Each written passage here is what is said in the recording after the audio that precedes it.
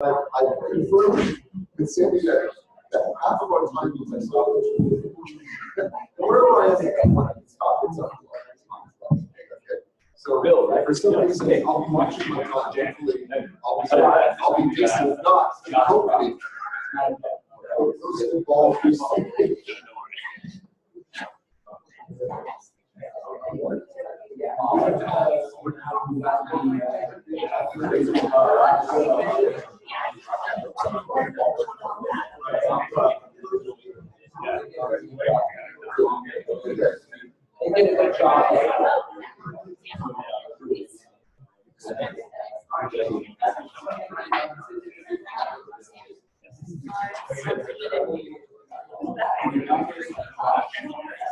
Yes, again.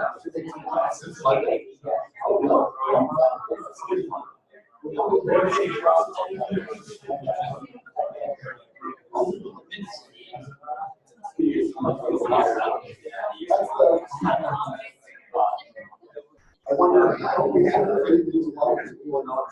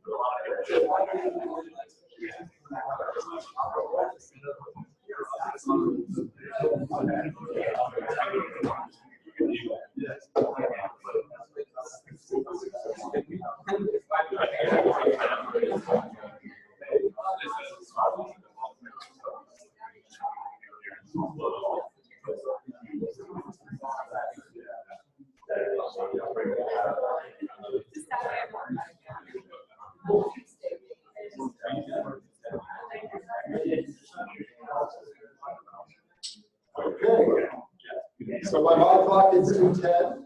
I'll start on. So I really need to ask anybody who is who's not a nuclear engineering student or similar, please give me feedback on the level at which I'm going. I told my colleagues up at Berkeley Lab that I was going to teach all of nuclear physics through beta decay, alpha decay, and fission in about 60 slides. And by using PowerPoint animations, they were like, no, that isn't going to happen. So you gotta tell me if this is going too fast or if it's too long. Okay? We are actually, my goal going forward, and I think it's worth spending a couple of minutes on the technical side, just to be clear. In previous incarnations of the course, the idea was to give you really a kind of a general overview, I think, of nuclear science and engineering as part of what that was my job, my half of this role. I think that actually the focus here should be supportive for the real mission, which is the policy. So I'm going to get through a lot of the technical stuff pretty quickly. We're going to be done. And then what we're going to go into is the stuff that I can kind of bring to it that's a bit different, which is a discussion of nuclear testing, of stockpile stewardship, and then of the current era that we find ourselves in, which is non-proliferation, nuclear forensics, counterterrorism. You know, although who knows, maybe we'll zoom back to the past, which would be sad. So in other words, I'm planning to finish the technical stuff a bit earlier so that we can spend some more time talking about those other topics that I think are more relevant. Okay, so that being said, let's go back and kind of recap where we were and finish up decay processes and get you into fission. Okay, sounds sort of dangerous. Getting you into fission. Okay, like you're all falling apart. Okay, so we talked about beta decay before, where we can turn a proton into a neutron or a neutron into a proton in order to get back towards this central valley of stability, a nucleus that's got the right number of protons to neutrons. Okay? There's another really simple way to understand this. Do you remember these diagrams that I showed? This is the well, the potential energy well that neutrons live in. This is the potential energy well that protons live in. It's higher, it's boosted, and it's got a barrier, because what do protons have that neutrons don't? Charge. That's it. And really, this analogy that I've done here with like a well and rounding compressible balls supposedly sitting on top of one another, this is actually a really good analogy. It's kind of sad how simple this is. Ideally, you shouldn't have this stack of balls be a lot bigger than this stack of balls, or vice versa. Because then what would happen, right, if that does happen, beta decay will take one of those balls and move it on over to the other side, which means, of course, that it has to turn it into the other particle. That's what beta decay is just doing. It's evening out the heights of these ball stacks. That's all that's going on. That's going to be really important later when we talk about fission. Because if I go to a really heavy nucleus like uranium, do you think that nucleus would have equal numbers of protons and neutrons, more neutrons or more protons? Who thinks that it would have more protons than neutrons if you're uranium? Who thinks that it would have more neutrons than protons? All right, it would, because again, protons have charge. That's really what it's all about. Now, I want you to notice one more thing about these plots. Energy, in general, total energy is a positive quantity, but potential energy, that doesn't have to be. When you talk about the potential energy of a particle, one convenient way to do it, somebody pointed out, you just set 0, I think somebody from this side, at any level. And so what happens is that we usually set 0 potential energy right at the limit of a well. Basically, then, if you're above 0, the particle is free. It can leave. And if you're below 0, it's bound. But you can set it anywhere. If you like the number 8, you can set it to be 8. It's a little arbitrary, but you can do whatever you want. So negative potential energy is okay, and we use it in nuclear physics often. How about kinetic energy? Could we have negative kinetic energy? Do you remember the kinetic energy formula, I believe, that Professor Van Dipper showed?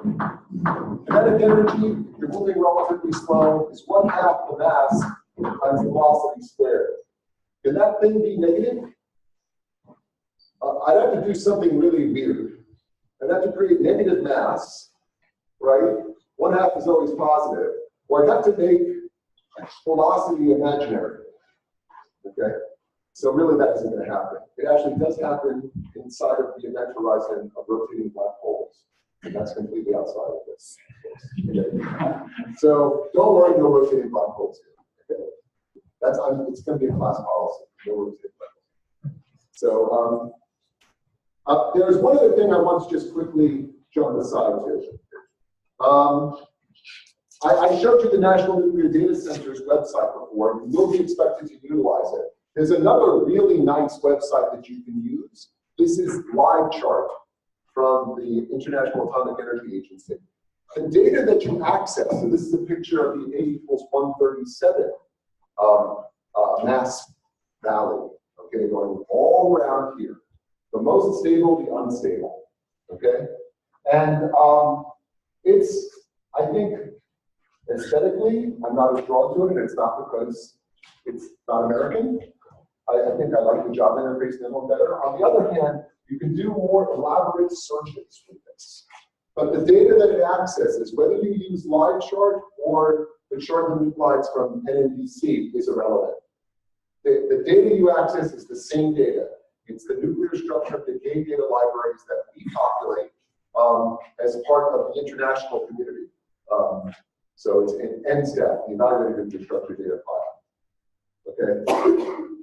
So we've done beta decay, and beta decay is really important if you're going to understand fission, because the fission fragments that we make off of something like uranium, like we said, there's more neutrons than protons. We break it up, there's too many neutrons, and some of those neutrons are going to transform themselves into protons. Some of those take a very long time, and they're liberating energy all along the way. What that means is that if you've got a bunch of fission fragments around and you have them just sitting, they continue to be hot for a long time. And that offers the possibility, even if you shut off a reactor, of the reactor overheating and melting. Okay? So when you hear about meltdown, it's because this beta decay stuff is going on much later. But there's still one more type of decay that you really do need to understand because it influences nuclear weapons by making them. Okay, all the material that you have in a nuclear weapon, the heavy element that fissions, okay, is subject to another type of decay called alpha decay. Okay, so in alpha decay, we don't conserve the number of protons and neutrons. We actually lose 2 of each. So this was an example that was hidden correctly by me with the boxes from before. So cerium-140 here, on my wallet, people can start to respond, can be fed by the beta decay on one side of lanthanum-140, on the other side by praseodymium-140. Or it can be fed from above, from mass 144. Neodymium-140 can beta decay into that nucleus. Okay? So if I think of the chart of the nuclides as a chessboard, what does alpha decay do? You remember that beta decay moved us in a diagonal along the same mass line, right? So you can see here, let's see if I can get my cursor over here, like plutonium-239 or plutonium-239. So then plutonium-239 can beta decay into plutonium-239, okay? But what would alpha decay do? Well, it would go 2 squares down and 2 squares to the left. You lose 2 protons, you lose 2 neutrons. Okay? So it goes, for example, from plutonium-240 to uranium-236. And the reason to understand why this would happen, if I went back to that previous picture with the wells, is that these very heavy nuclei have walls all the way up at the top of the well. And when that happens, they're very close to being free. Now, they're not free. If they were free, I wouldn't have made that nucleus and it wouldn't be hanging around. But when things get very close to being free, when their potential energy is close to 0, if you give them enough time, they can sneak out. So in 101, we learn about this. It's a process called tunneling. You don't need to worry about it here. Just suffice to say that they sneak out. It's a pretty slow process. It can take billions of years, in the case of uranium-238, for example, for one of these things to sneak out. But if I have enough of them, they will eventually go out. Okay? Again, as I said, U-235 and U-238, when they were first created, were in roughly equal amounts. And now it's only 0.7% U-235 because it had a shorter lifetime. And that was because it was decaying out through this process of alpha decay. Yes? What causes that to move? What causes that to move? Really, I'm drawing it like a motion, but really what it is it loses 2 protons and 2 neutrons. It becomes a completely different element. Absolutely. It becomes a different element. That's right. Beta decay changes the element as well because it takes either away 1 proton or away 1 neutron and creates the other particle. But this one takes 2 away. And by the way, the particle that comes out is helium. Okay? And that's interesting. So, who here has ever had a helium balloon? If you haven't, that's really sad. Okay? So, helium balloons, do you know where that helium comes from? It's radioactive waste. But it's not radioactive. It's the waste from radioactive decay. All the helium that was present in the Earth when it was formed and it was free left.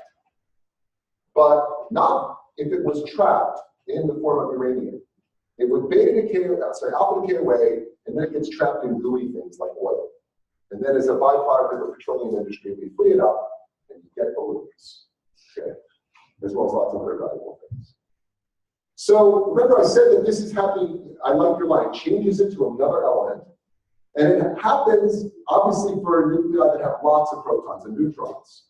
So if I look at the Q value of the reaction, remember, this is the energy that's released in this. What you see is that the big positive values are way up here. It's the heavy elements that undergo alpha decay. The light ones literally can't. If you look here, all of these values are negative. Okay? You would have to put energy in order to emit an alpha particle from any of these light elements. There's a real distinct line where you swing over from negative to positive. And uranium and plutonium, which are the principal constituents that are involved in all nuclear weapons, they all sit up there. So they're all alpha decay all the time. This actually is a big issue in terms of stockpile stewardship. Because if I put together a core of a weapon that includes plutonium, is it going to remain plutonium forever? No. It will become what? Uranium. Plutonium has 2 more protons. So plutonium-239 will become uranium-235 and an alpha particle, which is helium, which means I create little gas bubbles inside of my metal. That's not good. Not if you want to know that an old weapon will perform as designed. It also embrittles the metal. So actually, the fact that this alpha decay is going on is something that we need to understand as part of what we call stockpile stewardship. We put a lot of effort into that. So here's the Q value for alpha decay quickly, right? All it is it says that the mass of the nucleus minus the mass of the lighter, the daughter nucleus, and the mass of the alpha particle, that's the Q value. This is just a conservation of energy. Alpha decay conserves energy, and I'm introducing a new term here, don't be scared about it right now, and momentum. Okay, what does that mean? It means that if I have a heavy nucleus here, and it undergoes alpha decay, the alpha shoots out fast to one side, and the nucleus recoils out slowly. Okay. That's important to note because I can actually see that fast moving alpha particle can come out, and I can see it. I can put a detector in front, I can measure its energy. Okay. It's also important because it means that that light thing, it kicks out. I showed it happening pretty slowly in this picture, right? But the truth is it's still very fast with a lot of energy compared to most chemical interactions. And so anytime I've got an alpha decaying source, it's spraying the radioactive daughter nucleus out all over the place. Okay? So generally speaking, we like to keep those things contained, like have some sort of flash alert coating to keep them in place. So if I look at the alpha particle coming out, and I'm going to just call it an alpha particle from now on, I'm going to stop calling it helium. There's nothing different. It's just helium. Okay? It is nuclear waste, but it's just helium. Don't worry about it. Makes your voice squeaky. It's fine. Okay? I can calculate the Q value for the decay. In this case, it's of uranium-235, which would then become thorium-231. Again, mass number has to go down by 4, proton number by 2. It turns out to be 4.678 MeV. Okay, so about 4 million times more energy being released here than if I, for example, took that uranium and burned it. Okay. Not all of that energy comes out in the alpha particle. Remember that picture. The alpha particle shoots out really fast, but not all of it. The fraction that comes out in it is just 1 minus the ratio of the masses. Okay. 4 over 235, that's the number. So that means that the other portion is going out in the heavy product, okay? In this case, it's thorium, and that should be 231, not 235. Okay? And it's about 80 kilovolts, which is still 80,000 times as much energy. Okay? And you can measure it, we measure it. This is what a spectrum looks like. We can actually see this and know that we've got, by measuring the peak, the positions of these different peaks, I can tell you what's in that sample, and that's important. So I can go back and figure out what's present in it. Okay. All right. So one last thing. Let's go back to the A equals 140 and the 141 Nash chains. Just looking at the bottom of them over here. Okay. Praseodymium 141 over here. And the nucleus's name I will not pronounce in the presence of my home on the other side. Okay. So what you should know here, it's a subtle point, but it's important to note this. This is the bottom of the valley of stability. These are the most stable elements of A equal, which have 140 protons of neutrons or 141 protons of neutrons. What you see here in the case of this one on the left is that there's a very big gap going from this odd element, either lanthanum 140 or praseodymium 140, going to the unmentionable nucleus 140. If you look over here, there isn't so much of a gap. The big gap instead occurs over here, going from the odd even to the even odd. Those gaps, the biggest changes happen whenever the decay process would complete a pair. What do I mean by that? Let's look at lanthanum 140. Okay, lanthanum 140 has 57 protons. The other one, cerium 140, it's got 58. So when it undergoes beta decay and it swaps one of its neutrons into a proton, I've completed a pair. I now have an even number of protons. This pairing is really important. It'll play an important role later when we start to ask the question, why does one nucleus work to create a reactor or a bomb and another one not work? It has to do with this pairing. In this particular case, if I go from lanthanum 140, there's 83 neutrons. When I go over here to cerium, it's 82. Again, I've actually completed a pair. I removed the odd neutron and turned it into the complementary even proton. That gave me a big bonus in energy. Pairing is very important. Okay? And it will come back to us. So not completing a pair, that's what I'm showing here with these blue arrows, doesn't give you very much energy. The beta decay will still happen, but it's not going to give you quite as much energy. Okay? This pairing energy plays a really important role in fission. And we'll come back to that, probably, maybe even Monday. Okay? All right, now, we have the wells. What happens when we fill the nuclear wells? Well, remember, the big thing about those nuclear wells that I drew was that they had a range that was sort of fixed. Once you get beyond about 5 to 6 Fermis or femtometers, once you get about that far away, the nuclear force doesn't work any longer. So that means that the nucleons over here, that's a fancy French word, over here, okay, are beyond the range of the nuclear force of, oh man, I must have typed very quickly, nucleons. Okay.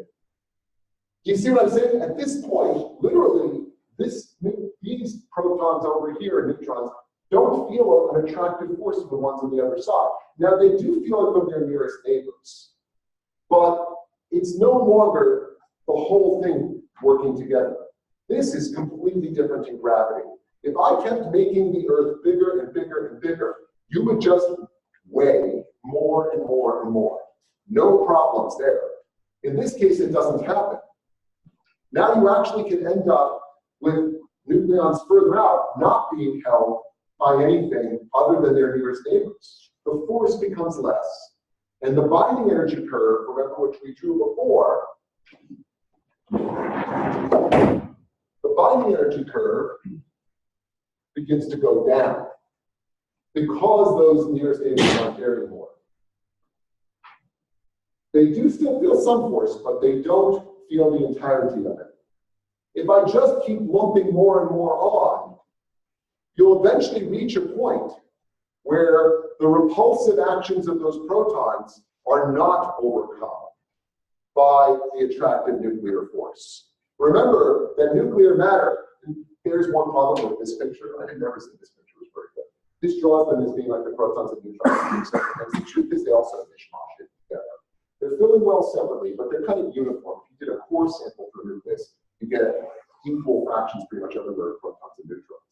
So what happens is you begin to reach the point where just the nuclear force is not sufficient to hold the charge in any longer. And what happens? Fission. That's it. I've often thought that it's unfair that atomic weapons are called atomic weapons or nuclear weapons. The core of them, they're really Coulomb weapons. Doesn't sound as nice, but that's what they are. Basically, it's the ultimate triumph of the electromagnetic force, which has infinite range, as compared to the nuclear force, which has a really limited range. If the range were larger, you could create ever heavier elements. Okay? But it's not. And so once you get to one of these very heavy elements, it literally falls apart under its own Coulombic repulsion. okay? And man, does it happen quickly. Once the nucleus deforms slightly, think about this. The charge now, the positive charge on either side, is a little bit further apart. That lowers its overall energy. And this is unstable, because once that happens, it just says, hey, that's great. It keeps rolling downhill. Okay. It does that in about 10 to the minus 20 seconds. Now, I think from a nuclear physics standpoint, it's really interesting. It actually hangs out for a little while before deciding to go into that shape. And unfortunately, we can't talk about that here, but that's fine. Not because of classification, because it's way too complicated. Once it starts down this path of separation, it's going to get there. And it's going to happen really quickly. So in 10 to the minus 20 seconds, this nucleus falls apart. And it's really hard to find an accurate picture on the web of what happens. Everyone seems to show in the next step that I get these two fragments coming out and a bunch of neutrons freeing out from the middle. So we're not real sure that any neutrons necessarily come out from the middle. There's some evidence, maybe, that one does some of the time. Okay? But no one likes to draw that picture.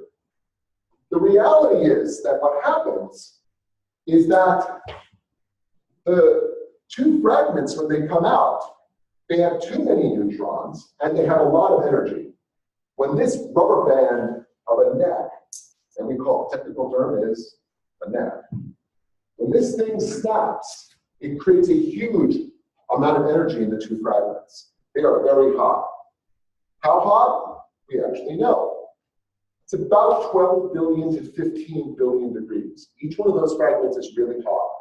And what happens is all the protons and neutrons in that thing are seething around.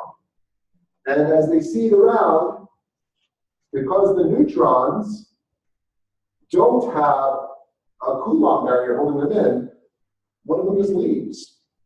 And then maybe another one leaves. Okay?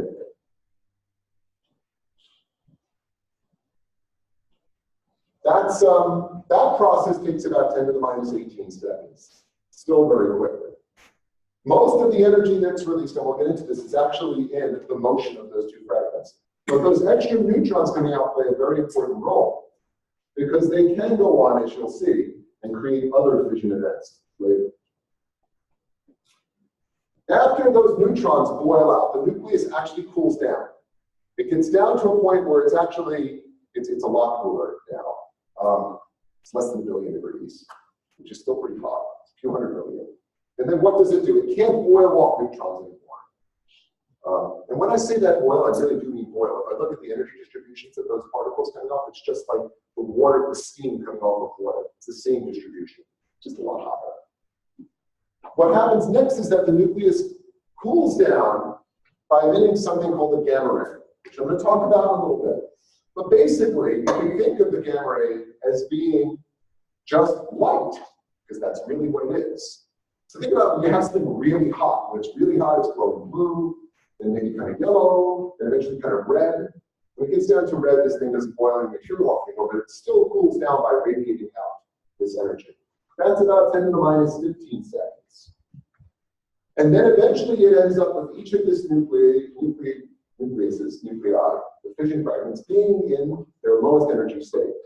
And when that happens, they hang out for a while until beta decay occurs. Because remember, these things still have too many neutrons now.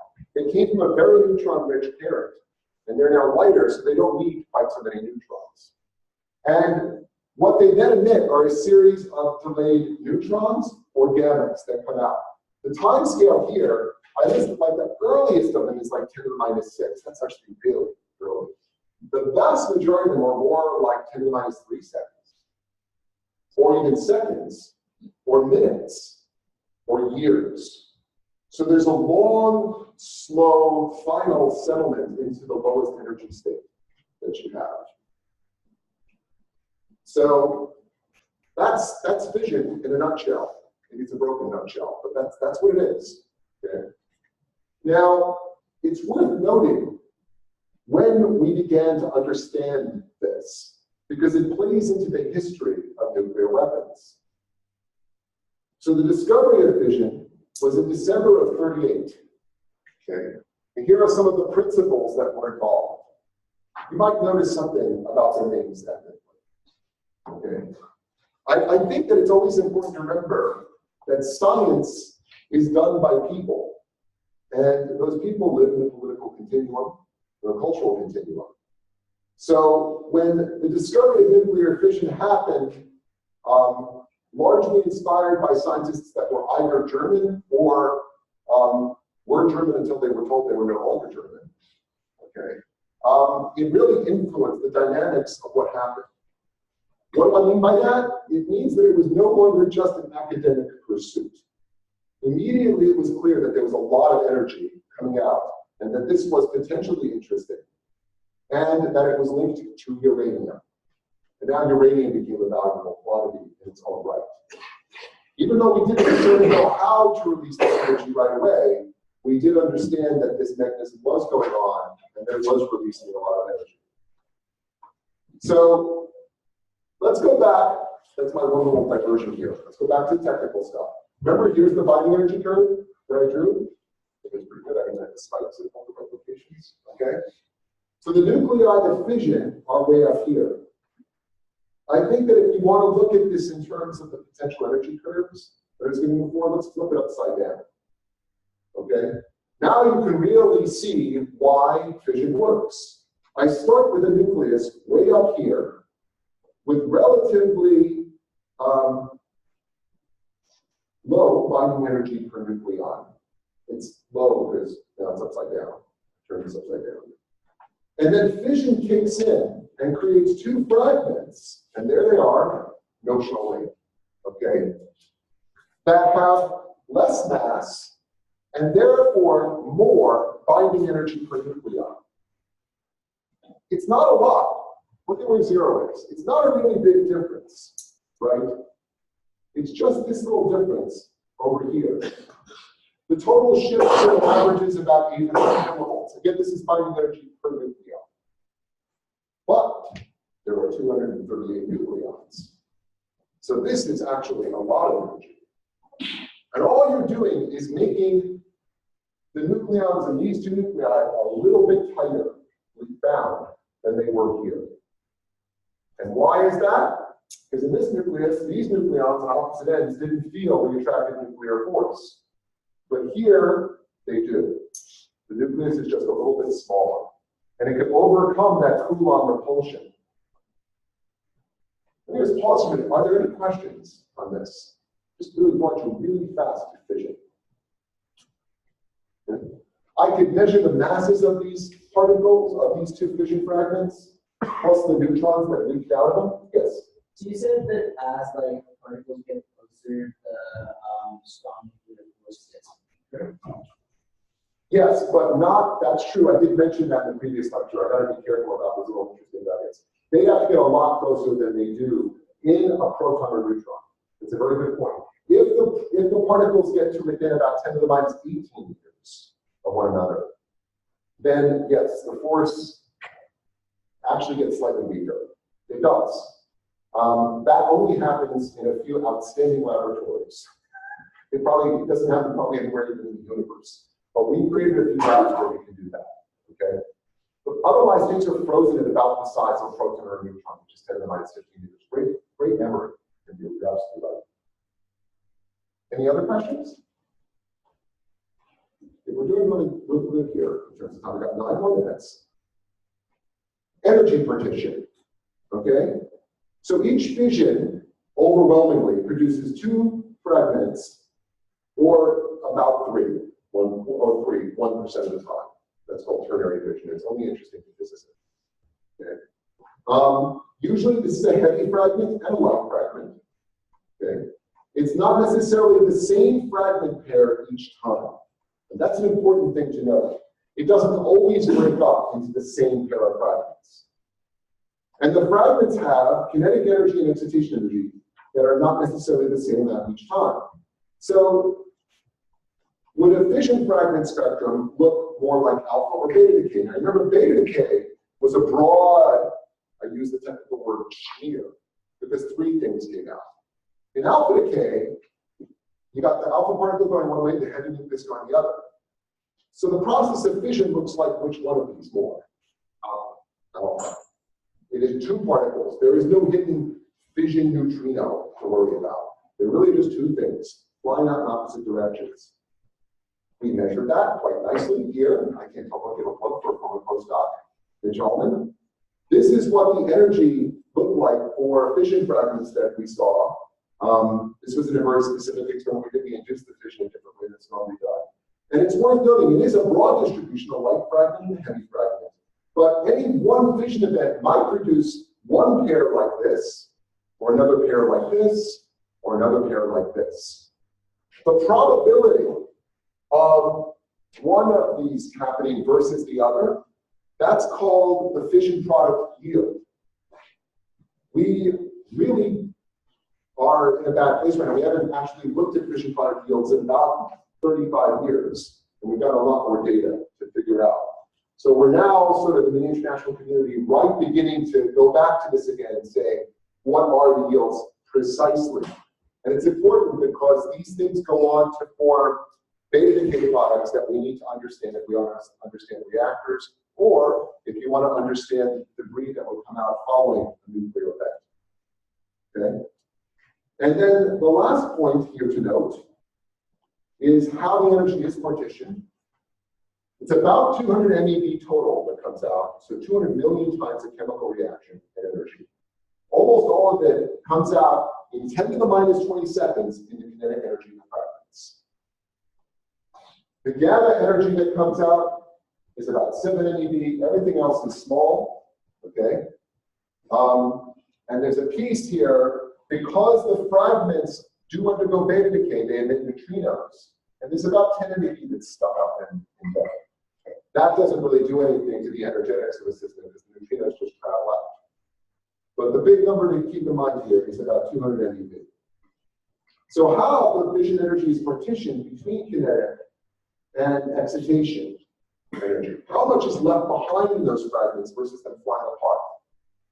This is an open question. We still don't have a theory that can account for fission. So Hahn, Schossman, Frisch, all those folks who worked on this, Lee Sleitner, it was an engineering effort for us all. We see it, but we don't necessarily have a fundamental theory for it. How is that excitation energy partition between the two, a heavy and a light fragment? This is an open question. We don't know it yet. We're working on this right now, and there's even the possibility that during, I think, your lives we'll have answers to these questions. Okay? Probably not mine, unless I live a very good life. Okay? So really a large effort is underway. The last thing I'll do, this is really great, I've actually gone, I got through everything. I hope I didn't go too fast for you folks. So adding a neutron to a target with an odd number of protons. Remember I was talking about that little pair thing? If you add a neutron to a target with an odd number of protons, you complete a pair. Do you remember how that gave you a bigger energy hit? It gave you more energy when we looked at that in beta decay? Well, that's really important because that can make the difference between whether a nucleus and absorbing neutron fissions or doesn't fission. So I have this chart with all of these actinides, thoriums, uraniums, neptuniums, plutoniums, all of which are potential candidates for nuclear weapon or reactor usage. Okay? And I've got this column over here, which is labeled cross-section. Don't worry about this cross-section thing. We'll learn about it later, probably next week. It'll be fine. For now, just think of it as being proportional to the fission rate or probability, because it actually is. Okay? So a nucleus that is a big one of these cross-sections next to it means that it's quite likely for that nucleus to fission. And one with a small one means it's unlikely. And you can look and see, there is our friend in the middle, uranium-235. It's what we use to power our reactors here in the US. It's the first constituent that we had in nuclear weapons. So this one definitely you can build a weapon around this thing. And the big thing to note is that it has 92 protons and 143 neutrons. That is an odd number. So when uranium-235 captures a neutron, you complete a pair. And remember that slightly bigger arrow that I had in the energy for beta decay? That's just enough energy to put you over the limit to make this nucleus fall apart via fission. Here's plutonium-239. This is our other candidate that we use for weapons or regularly for energy production. Okay? Again, a large value of it. Why? Plutonium-239 is 94 protons, 145 neutrons. So again, add that extra neutron, I'm at 146. I was going to say that's magic, except for in nuclear physics, magic means something else. Okay? Important. You can look across all the other values where I have large numbers. Protactinium-232, 230, thorium-229, thorium-227. Again, this cross-section thingy is big because I'm completing an even number of neutrons.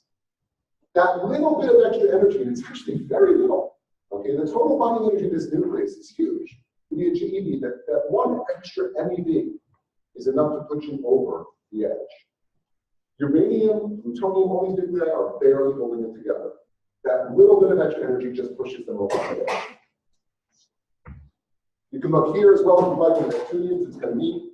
Again, 141, 143, big probability. 144, no. 146, no. 145, kind of big. 17, it's not a small number. Okay? And again, the way to think about it is that when you are in a system where you complete a pair, you knock yourself over and out. Okay? And at that, my 249. Wow. Okay. I'll talk a little bit more about it later, but this is actually where I kind of plan to be. I'm going to hand the floor over. And then we'll continue this on Monday. We'll do some more about it. Thanks. Michael, if you want to.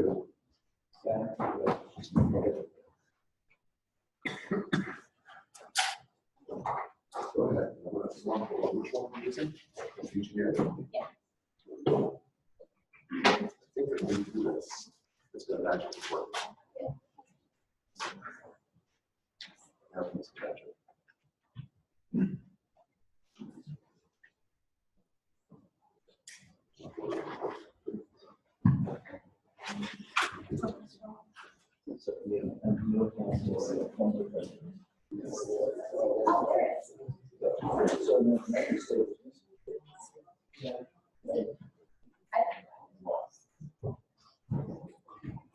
No, please. Okay, so now we're switching back to the series of events that led to nuclear weapon use and then the onset of the Cold War and the US-Soviet nuclear competition. So just again to review, go back a little bit. So Professor Bernstein showed the photos of Hahn and Meitner and Strassman.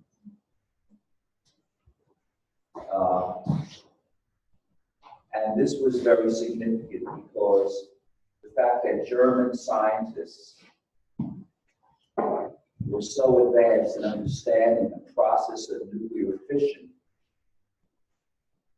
and this was the would obviously be fed into the Hitler regime. This was an enormous alarm bell for the British in the United States to initiate a crash effort to build a nuclear weapon before the Germans did. The whole impetus for the US bomb program was to beat the Germans to the bomb.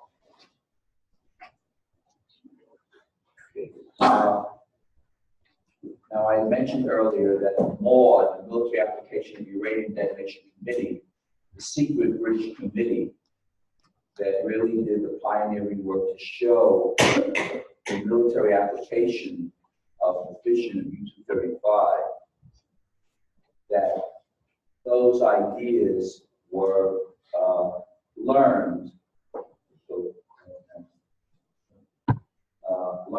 by the Russians, unknown to the US and to the British. So the Russians had the knowledge, the conceptual knowledge of the Moore Committee in 43, and they had scientists feeding them information about the Manhattan Project throughout the Manhattan Project from 42 to 45. So American estimates of the maturity of the Soviet bomb program were wildly off because the US did not understand the degree of knowledge of the Soviet Union. And I had told you earlier that Heisenberg was running the German program, and for whatever set of reasons, still not fully understood, Heisenberg either sandbagged the program or didn't fully understand the technical requirements. So Germany never did obtain a nuclear weapon. Now, going back to the Manhattan Project, which we discussed, I mentioned to you that Groves, who had been the managing director, really, for the Pentagon, gigantic civil construction project, was selected to be the overall director for the Manhattan Project. He was actually a technical trained engineer from MIT, but because he didn't have any of the knowledge of nuclear physics. Remember, all you just heard from Professor Bernstein is today's knowledge of nuclear physics. But as Kuhn tells us, it's an evolving process. So no one really could have given Professor Bernstein's lecture in 1942 because that knowledge was not yet fully understood. And Groves came out here to Berkeley and chose Oppenheimer, a theoretical physicist I mentioned, who had never managed anything larger than a graduate seminar of 15 Berkeley students, which was not a great feather in his cap to select the person to run the Manhattan Project. You needed an expert, or someone who could become an expert in explosives, in nuclear physics, in chemistry, in metallurgy, and to put it all together in an extraordinarily creative way. And it turned out Oppenheimer was that person.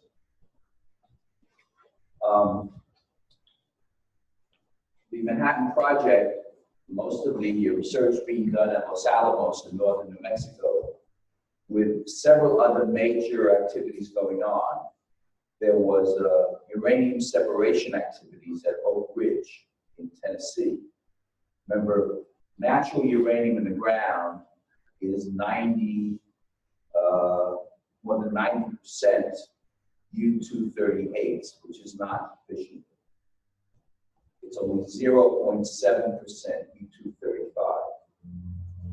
So, but by different techniques, including centrifuges, you can separate out the U-235 from the U-238, and now you have fissionable material. So that was one stream of fissionable material coming to Los Alamos. The other was plutonium, as Professor Bernstein mentioned, plutonium-239, which is not found in nature, but is a byproduct of the operation of the nuclear reactor. And there was a nuclear reactor, a major activity at Hanford, Washington. And they produced, in its operation, you spent fuel rods and you chemically separate out plutonium-239 from the fuel rods, and they have another source of fissionable material. So those were the two streams of fissionable material that Los Alamos was going to work with. U-235 from Tennessee, plutonium-239 from Washington State. There was a competition of different designs for the bomb. And originally there was a design, a so-called gun-type design, using plutonium, until scientists at Los Alamos and Washington State informed Oppenheimer that there were unstable byproducts of the gun-type design for plutonium. Plutonium-240 also was released, and that was not helpful in the fission process.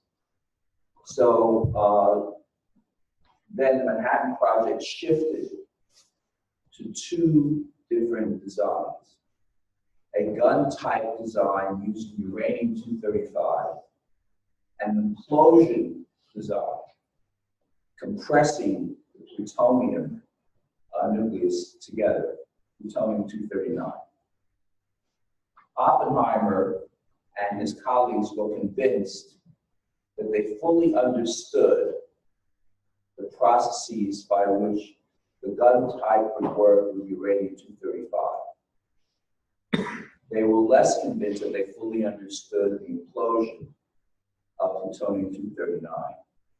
So when they had the first bomb ready to be tested, and it was tested at Alamogordo, July 16, 1945, they decided to test the device that they had less confidence in. Trinity, the implosion design and plutonium device. And that was dropped from a tower, July 16, 1945. Now remember what's going on in the world at this time. The world had been at war. The U.S. entered the war after Pearl Harbor was attacked in December 41. The U.S. might never have even gone to war against Germany if Germany had not declared war on the United States after Pearl Harbor was attacked.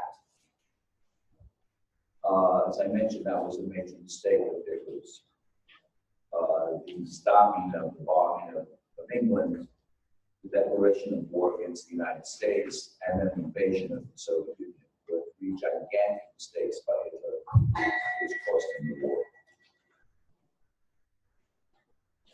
Truman had succeeded Roosevelt, talking about Truman, the failed haberdasher from Kansas City, and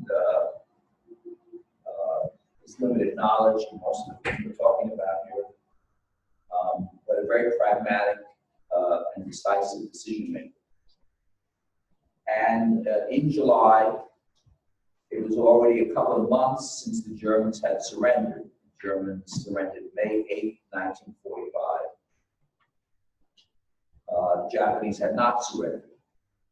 So here, the original purpose for the bomb, to beat the Germans to the bomb, was not necessary. But the technological development of the bomb continued because the U.S. was still at war with Japan. Truman was notified that the first test would take place while he was in Potsdam at a meeting with the British Prime Minister, Clement Attlee, who would replace Churchill if Churchill amazingly was defeated for re-election after the war, and Stalin. And of course, Truman, the British were participants in the Manhattan Project. So Truman was well aware that Clement Attlee knew the basic understanding of what was going on at the Manhattan Project. But neither Attlee nor Truman had any knowledge whatever that Stalin was fully informed of what was going on at the Manhattan Project. And I think, did I mention last time that the staff had stayed up all night? I don't remember, but the staff stayed up all night going through different scenarios of what Truman should tell Stalin about the bomb, and what Stalin's reaction might be, and what Truman might say. And they finally advised Truman, and he followed the advice, just tell Stalin that the U.S. had a new weapon of extraordinary destructiveness. And Stalin said to Truman, good, use it, which was not one of the options that Truman had been prepared to respond to. So maybe that should have been a tip-off that Soviets knew more about what was going on than we realized. Right after the Potsdam conference, Truman came home and was informed that this bomb was successful. And now there were 2 other bombs ready to be used. 2 bombs, one of each design. The gun type design using uranium, which they were very confident they understood, but they had never tested it. And the plutonium implosion device, which had been tested at our border. Then the question was, how did they use it and who did they use it against? The cosmic decisions. There was a targeting committee that was formed. The key figures from Los Alamos and senior military and civilian advisors to Truman. And because they were now working with the fact that there were 2 bombs that were available to be used, they would have 2 targets. The whole thrust now was against Japan. The fighting in Japan had been very fierce. So a U.S. island hopping process, which had begun after Pearl Harbor, had taken many lives. The U.S. forces in Asia and in Europe suffered 250,000 deaths in the 3.5 years since the war. 250,000 Americans had died, and multiple times of that had been So there was tremendous pressure on Truman to end the war as soon as possible, especially since Germany had surrendered. Truman conveyed to the Japanese that their ally had been defeated. The U.S. was determined to defeat them and stipulated unconditional surrender as the terms for cessation of the war. And the Japanese rejected those terms. So the committee that selected the targets or recommended the targets first decided that they would recommend to Truman that both bombs should be used, not one, and then wait or a demonstration. None of those options were persuasive to the American military who were advising members of the target committee.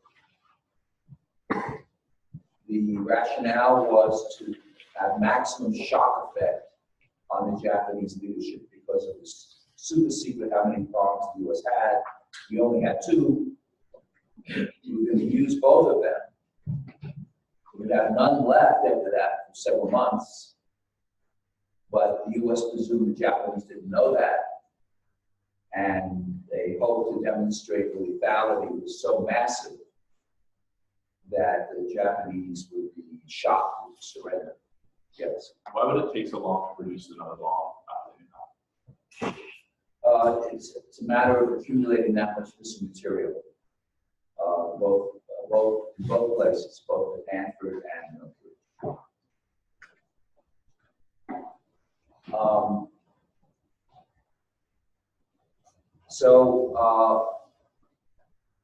One set of targets was selected, and in that set, for the first bomb,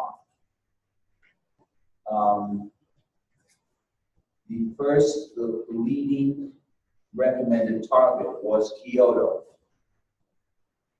a sacred city in Japan, filled with historical, religious, and cultural meaning. And that was conveyed to Truman as the top choice for the first bomb. But it was also decided that the target committee should provide an alternate target for each bomb.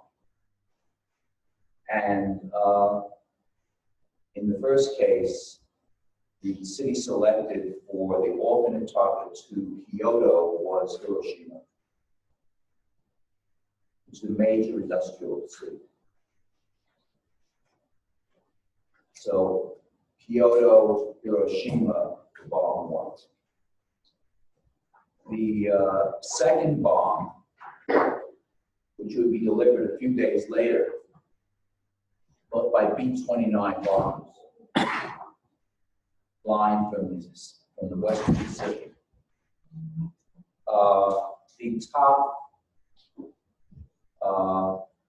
choice for the second bomb was Kokura, K-O-K-U-R-A, a major city geostrategically significant between Honshu and Kyushu in the central and southern islands of Japan. And the alternative for Kokura was Nagasaki. So that set of recommendations went to Truman. Truman was heavily influenced by the advice of the Secretary of War, Henry Stimson. And Stimson argued to Truman that Kyoto was too significant a target to the essence of Japanese culture to be brutally destroyed by an atomic bomb. He was already thinking about the post-war world and the effects of a bomb on Japan. So Stimson made the case to Truman that the first bomb should not be dropped on Kyoto, it should be dropped on the alternate city of Hiroshima. And Truman approved that. The second bomb was accepted to be dropped on Kokura, with Nagasaki only as an alternate. But there have been a lot of bombing in the area of Kokura, conventional bombing. And the visibility of the B-29 when it got over Kokura that day was very poor. So the pilots said they were not confident they could drop the bomb where it was intended to go in Kokura because of cloud cover. And therefore, they were told to divert to the alternate target, Nagasaki.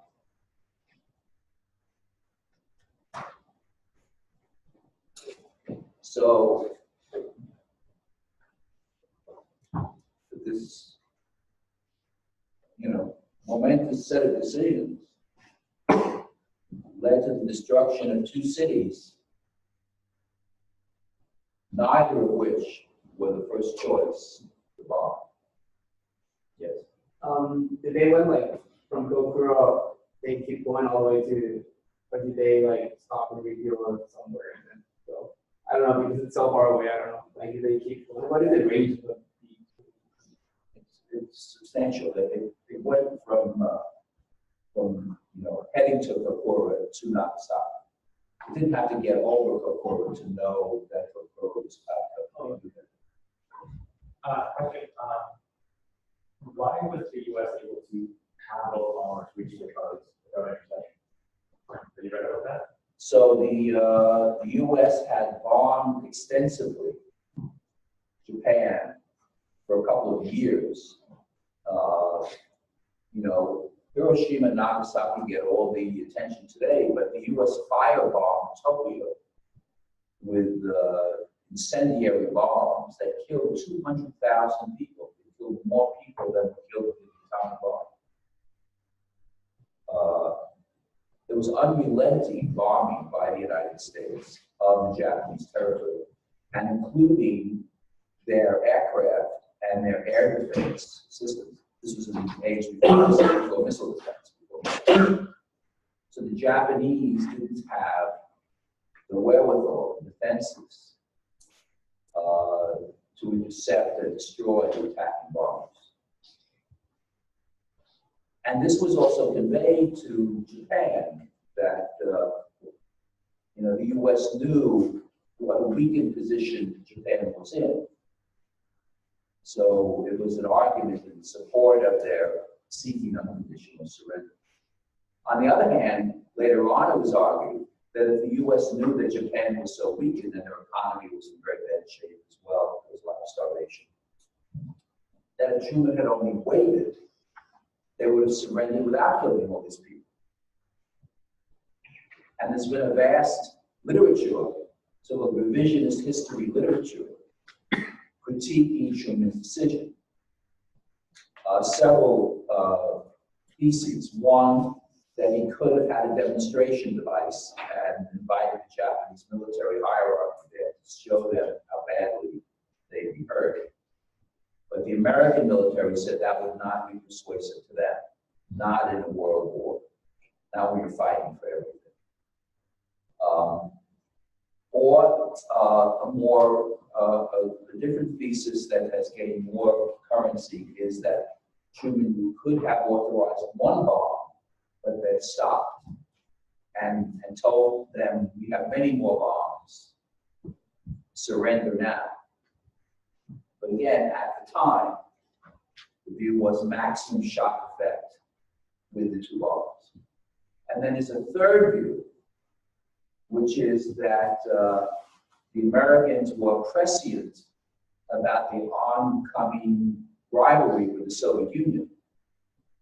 And the bombings were actually not about the defeat of Japan, but they were about a warning to the Soviet Union not to engage in expansive territorial quest.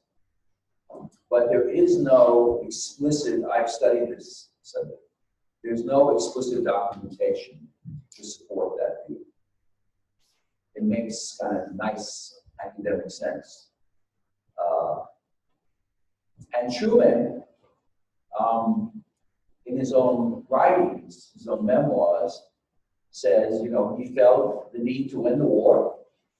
He was a simple guy. He said if he had a weapon that could end the war and he didn't use it, he would have been impeached or strung up. 250,000 people had died.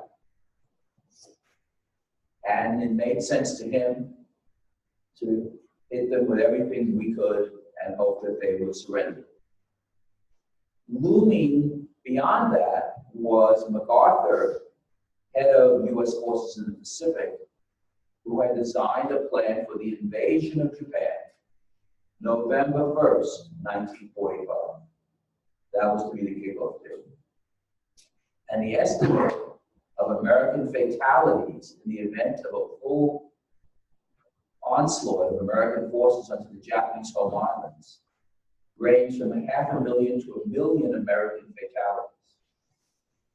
The Japanese are so fantastic, lethal fighters, and this would be the defense of their homeland. So Truman wrote that he went to sleep at night and slept okay, because he felt that he had done the right thing. He was trying to end the war as quickly as possible with minimum American casualties and with Japanese casualties that would also be a lot less than if they had been invasion. But I do want to emphasize that this remains a highly contentious set of decisions. So the Hiroshima bomb was of the design never previously tested. The only previous test was at Alamogordo, and that was the implosion device, the plutonium bomb. The Hiroshima bomb, which they thought they understood quite well, the gun-type uranium device. These are rough numbers, 70,000 prompt fatalities. People died immediately from the blast and the heat. 170,000 total. Many cancer deaths and other subsequent fatalities.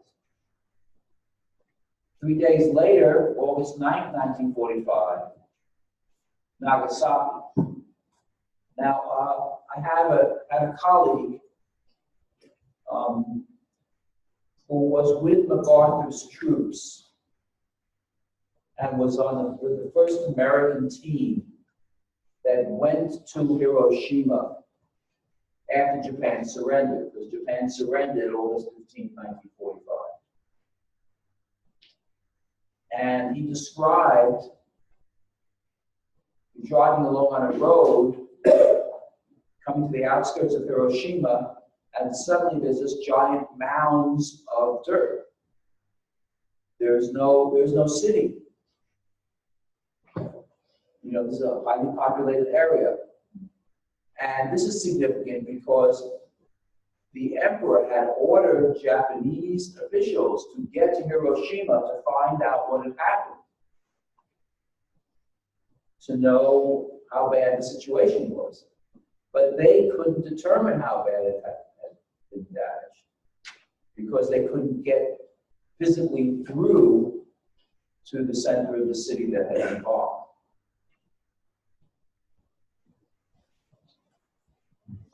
The second bomb, Nagasaki, the ultimate Kokura being cloud covered, smaller numbers of deaths, still large numbers, and is the plutonium implosion device.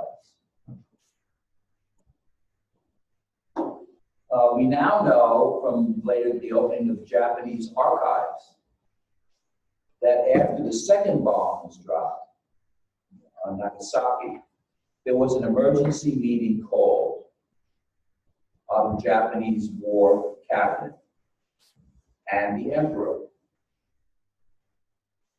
And the question was, what's on the table is Truman's offer of unconditional surrender. And we know there was a catastrophe in Hiroshima and Nagasaki, but we don't really know the details. So the military reviewed the situation, and all of the senior military leadership in Japan rejected the idea of surrender. But then the emperor was a godlike figure, a deity in Japan, intervened in the discussion and said, I cannot witness the total destruction of Japan. So the emperor overruled the military leadership and said that he endorsed unconditional surrender. Later on, Truman and his colleagues decided that there would be a condition that would be allowed, and that would be that the emperor would remain the emperor. Because, you know, in war, to the victor go the spoils. I mean, nothing is out of bounds. The victor calls the shots. So the emperor was sustained as the head of state for Japan. But Japan agreed to surrender, to lay down its arms. And there was a major ceremony in Tokyo Bay on the battleship Missouri. MacArthur was there to represent the United States and to accept the Japanese surrender. Yes. Yeah, just kind of wanted to hop back to your discussion on number of civilian casualties from the bomb versus how many American military casualties would have come about from an invasion. Like how many Japanese civilian casualties would have been okay to save one American military casualty? Yeah, that's a tough moral question. Yeah, sure. It's like Sure. kind of. You know, you have to, I mean, it's a relative question. You have to put yourself in the shoes of someone who's involved in total war. Truman's leading a country that had been bombed in Pearl Harbor, a surprise attack. The animosity toward Japan in the United States was immeasurable. So Americans would not have formulated the trade-off that way. It was a kind of one-sided perspective, which was, what can we do to minimize future American casualties, irrespective of how many Japanese casualties will result. I know it sounds tough, but this is total war. Other questions or comments on this? Yes. I think just like going back to the question that you asked, so well, in economics, there's this concept of BSL, which is value of statistical life. So what you can do is you can see like how much one person is worth, like how much is worth, like saving that person. And like in the US in current times, it's about like $7-ish million that your life would be valued at $7 million. The government sometimes, very occasionally, looks at that and they're like, oh, your life is worth this much, or you're willing to spend this much to do that. So in terms of casualties, sometimes that's also a possibility. There were no economists advising Truman. There were military men, political figures, some of people from Wall Street, and scientists, natural scientists.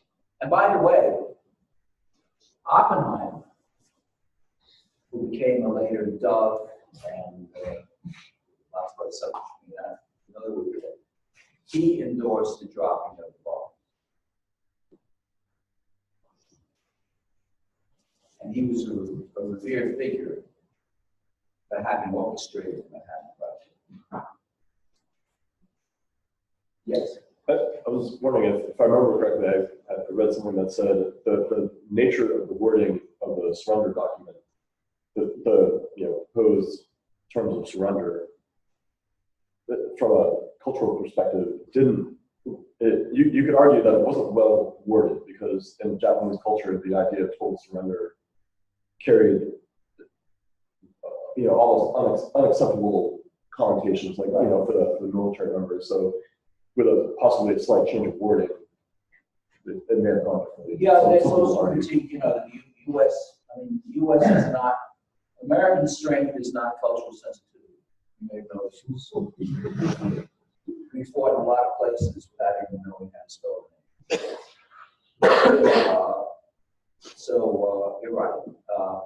There was some Japan experts in the government at high levels, but they were not dominant force. Yes. Going back to the kind of the moral discussion of how much it's worth bombing civilians. I think it's important to note in the context, as you were saying earlier, we didn't firebombing civilian cities for years, and so for someone making the decision, there wasn't much of a moral decision there, because you're already okay with bombing hundreds of thousands of civilians. I think the scientists at Manhattan Project didn't recognize that this was a unique weapon, and that it was so staggeringly destructive. It would have a psychological effect that even firebombing a major city would have. But exactly how much, who knows? It never happened. They hadn't, their guess was as good as anybody else. Yes. Do you think if the Japanese emperor hadn't stepped in, that the Americans would have detonated another nuclear weapon on hand? My understanding is there was not another weapon ready. But had they Before continued November fighting, like if they had, would they have invaded Japan, would they have waited months to create another nuclear weapon? I don't believe so. MacArthur was a very powerful figure. Armies run according to logistical trains. There's a whole planning process. And I think Truman saw this as a stark choice. Use the bombs and induce surrender, or authorize the invasion. Now, maybe, of course, the invasion is going on for a while, and then more bombs, Oppenheimer says more bombs are ready, then maybe use more bombs. But he saw that as the key fork in the road, and that he didn't want to have the U.S. Army invade Japan. He thought it would be, U.S. fatalities would be staggering. U.S. had fought in Hiroshima and Okinawa a third to a half of the Japanese population was killed. Massive waves of suicide bombers. They were, totally committed to the war after all that had happened. So I think,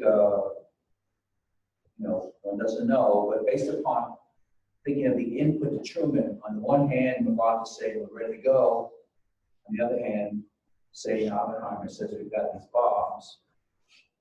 I think that's how we saw the situation.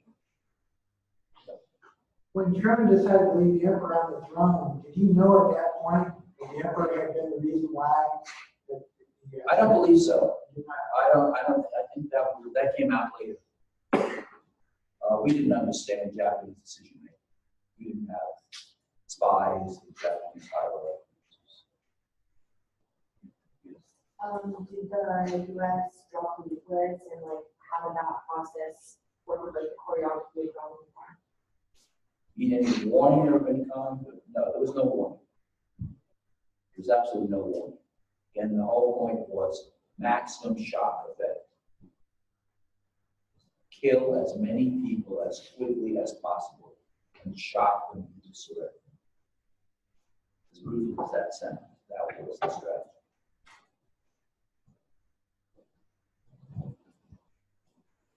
Okay, now,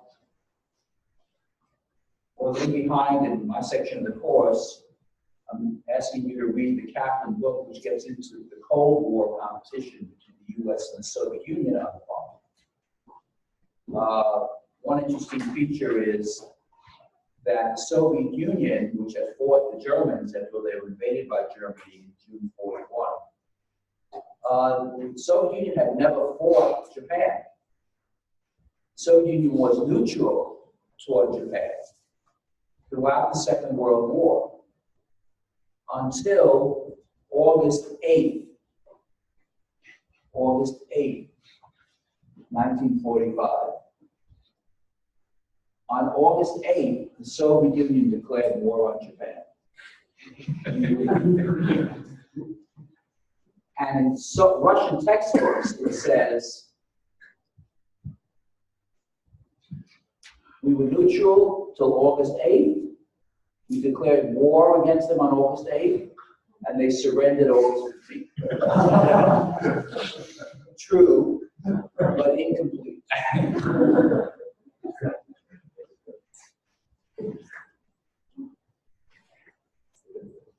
And the tensions and competition and difficulty between the U.S. and the Soviet Union were immediate, without any space at all after the surrender of Japan. And this fueled the competition in nuclear weapons as well. In fact, one of the initial debates in the U.S. was how soon will the Russians get the bomb? And the estimate of the scientific community, given that they had just gone through the Manhattan Project, but not knowing what the Russians knew about the Manhattan Project, was by the mid-50s, 10 years. They thought 10 years. The Soviets detonated their first device in 1949, which is a big shock to the U.S. And there was a major espionage case, the Rosenberg case, where Julius and Ethel Rosenberg, Jews, worked at Los Alamos, and Ethel was the typist, secretary type, and they were both arrested for conveying secrets of the bomb to the Soviet Union, and this is unprecedented because they were executed. The first and only Americans executed for espionage as a result of the war. Were they guilty? So there's been debate about that, and according to, and there's been some Soviet archives that have opened up on that, and I think the consensus view among historians is that Julius Rosenberg, yes, was providing information to the Soviet Union. Ethel was a courier, So there's some argument that she did not serve the death penalty. They had 2 little boys. They're still alive. Also, a third figure, Klaus Fuchs, a prominent British physicist, was at the Manhattan Project, and he conveyed information to the Soviets, and he got like a 10-year sentence. No one else was executed for espionage as a result of this incident besides the Rosenberg.